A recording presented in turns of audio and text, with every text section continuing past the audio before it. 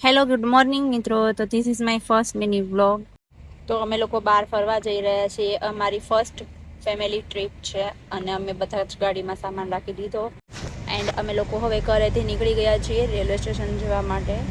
અને ભાઈ રાદીપે તો એટલી ફાસ્ટ ગાડી ચલાવી કે અમે તો ફટાફટ લીલિયા પહોંચી ગયા.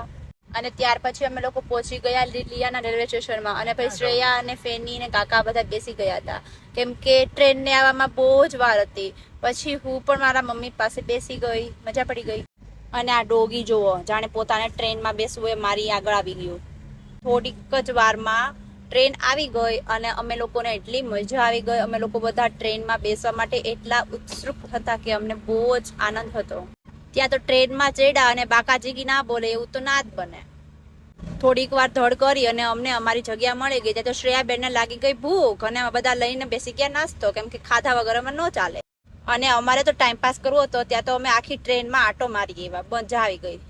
પછી કાકા અને બધા ફ્રી બેઠા હતા અને આપણને મળી ગઈ બારીએ જગ્યા. અને અમે તો પહોંચી ગયા આગળ સૌથી પહેલા, કેમ કે અમારે તો સૌથી પહેલા ઉતરવાનું હોય ને. અને પછી એ મજાના અમે તો પહોંચી ગયા અમદાવાદના રેલવે સ્ટેશનમાં. ત્યાં તો પપ્પા આવી ગયા અને મજા પડી ગઈ ભાઈ. અમને તો ભાઈ સવારમાં લાગી ગઈ ભૂખ. રાજદીપ પણ અમરેલીથી ગાડી લઈને આવી ગયા અને અમે લોકો જવા માટે નીકળી ગયા અંબાજી. અમને તો બહુ જ મજા આવી ગઈ.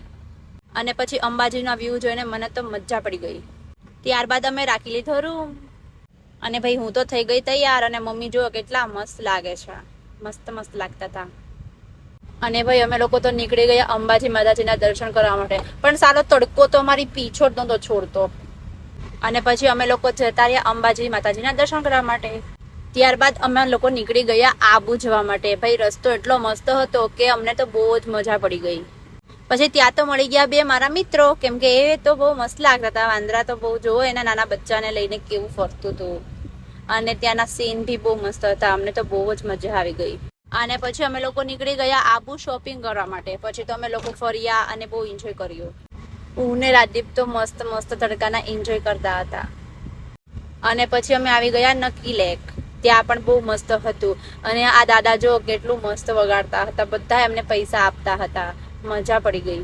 અને પછી અમે લોકો થાકીને આવી ગયા અમારા રૂમમાં અને અમે પછી સુઈ ગયા. જુઓ મસ્ત મજા કરી દીધી. Thank you so much. By.